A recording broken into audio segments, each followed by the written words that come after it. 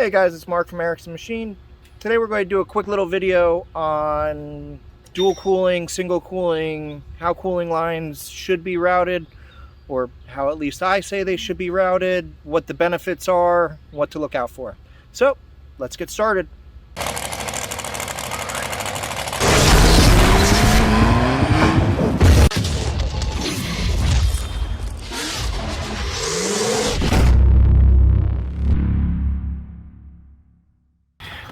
Alright guys, so welcome back to the channel.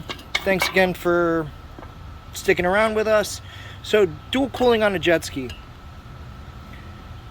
Cooling on two strokes is everything. You have to remember, on a two stroke, you have fuel that's in the engine for a full cycle.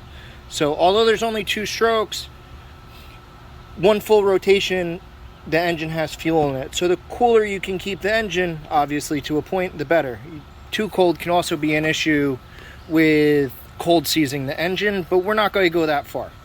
So on a stock Yamaha 144 or 155 pump, you have the stock cooling line, which goes here. It's a 3/8 line. And they have a bung over here that you can drill like I did here. All you're going to do is drill that, and you can either use 1/4 MPT or 1/8 NPT, it's up to you, and run it. This is a great setup for most stock and slightly modified applications. When you start going with bigger engines, a lot of times you have to step up to 1/2-inch lines, but we're just going to stay with like a stock Yamaha 701 with a B-pipe kind of setup, which is what we're doing with this ski. So that's basically all you're doing. You know, now people ask why here, what's this? So this section of the pump, so here's the wear ring, the prop, the stator section, and the Venturi nozzle. So the Venturi nozzle, the way this line is as the water flows through it, it ends up creating suction, which is why people use these as the siphon bilge. Over here, this stator section is where the pressure is built. So the pump, the prop pushes the water. When it hits here, the Venturi nozzle, it ends up creating pressure. That pressure is then pushed through the cooling lines to cool the engine, which is how it ends up working. Now, some people run dual 3/8, 3/8, dual 1/2-inch, so on and so forth. It all depends your motor setup and what you need. Now, if you had a Kawasaki, so this is a stock Kawasaki 650 pump. This is where the stock one is. Now, some 650 pump housings actually have an extra bung here, where it's easy. All you do is drill and tap that bung. You have dual cooling. If not, what we end up doing is we end up welding a little tit right here, drilling it, tapping it, and running the cooling line like that. Either way, it's totally fine, but that's how you end up running dual cooling on the Cowie. So what I'm going to end up showing you on this Alright guys, 3 things we need to add a cooling line. A cooling line of your choice. So this is a 3/8 aluminum cooling line. So I think this is 030 wall. 030 or 035 wall. Extended 3/8 drill bit. You can pick them up at Harbor Freight. They work great. And 5200 marine sealant. So now what we're going to do, we're going to set this right here and drill through.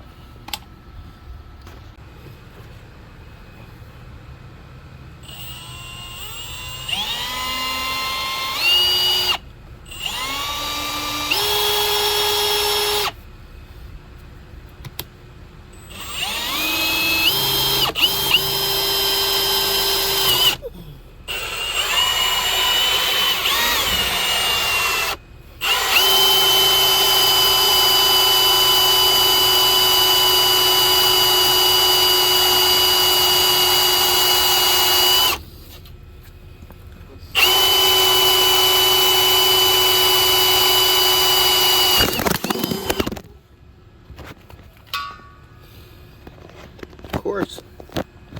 As I break through, I knock the stand over.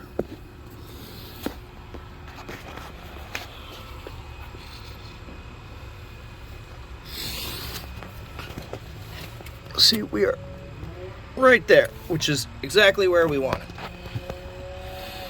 We pop it through, so I'll show you.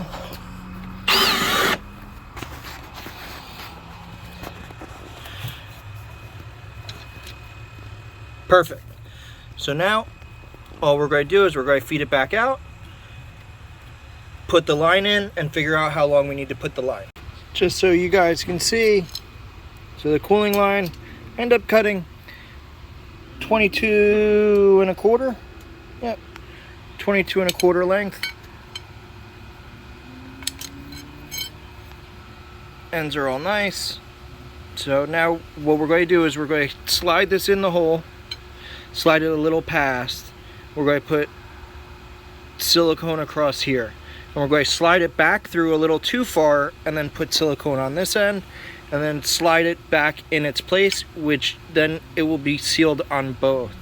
You want to make sure the drill bit's tight so that you're only sealing, you know, as little as possible, basically. Sorry. So if you look, when this goes in, it's a tight fit. You can see it's still staying up with it being in the hole, which that's really what you want, so that you're not creating a big void in there. All right, so let me slide her in.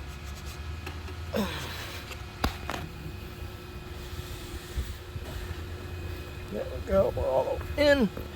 So you can see, you know, the distance it's sticking out there, and the distance on the inside. So we're going to go a little bit farther in here, so that way we can put the silicone on it. So, but you guys can see how tight fit that hole is? That's really what you want. We're going to blow this all off to get the dust out, so we're sealing in a good area, and we'll start gluing. Well, now that we missed that for some reason recording, as you can see, so we put the silicone in, we pushed it through, we put it on the inside, pushed it back through, and then just wiped the excess off. So now that's going to dry, and then we'll finish up plumbing everything up. We'll be right back. Alright guys, so we got the water routing all done. So we have the dual cooling going to the bottom of the exhaust manifold. Then the way I do all my pipes is I fill them from bottom to top. So the line from the head goes to the bottom of the B pipe, fills the B pipe, and then comes out.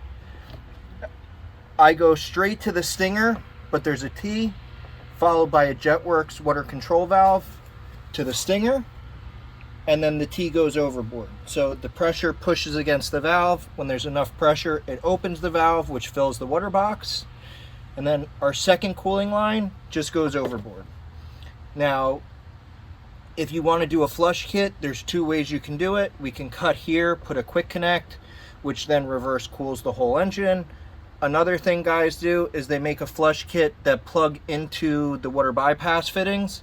So you have, you know, if you have 2, 4, whatever you have, you put it in and it flows. That also works great.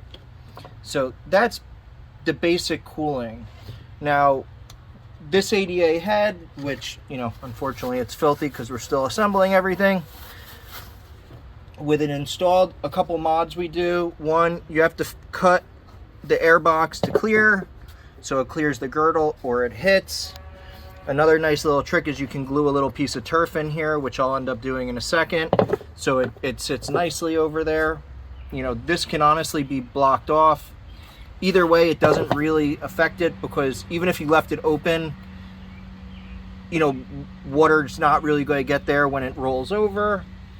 And then the last thing, adding this B pipe, the stock flame arresters come with 3 filters. 3 springs. What I end up doing is I take one of them out. Let's take one of them that I just bent, straighten this other one back up, back in. There we go. Drop the other one underneath the B pipe to make it nice and fun.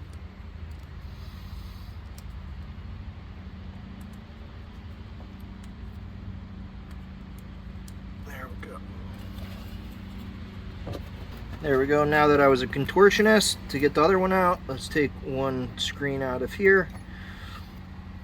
Now some guys only run one screen.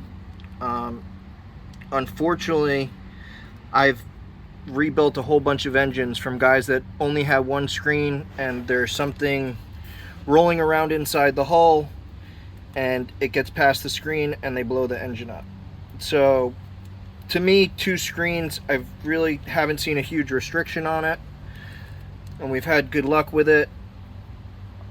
And the stock flame arrestor is really one of the best ones for keeping water out in surf or flat water skis, especially when you're learning where you're upside down a lot. So, and then with it modified, it looks like that. So, but that's, you know, basic cooling setup with a B pipe, dual cooling. So thanks guys for watching. Please like, share, and subscribe to the channel, and have a great day.